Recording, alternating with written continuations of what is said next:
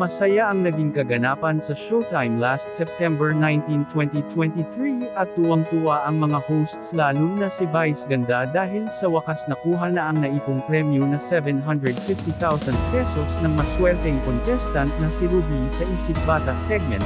Nagtugma ang sagot ng contestant at ng batang si Argus, na tungkol sa paggamit ng toothpaste na ang sagot ay para sa mabahong hininga.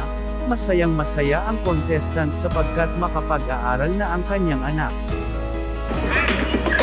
Anong klaseng toothpaste ang gusto mo? Yung nakakaputi, yung nakakatanggal ng germs, o yung nakakapagpabango ng hininga? Kapag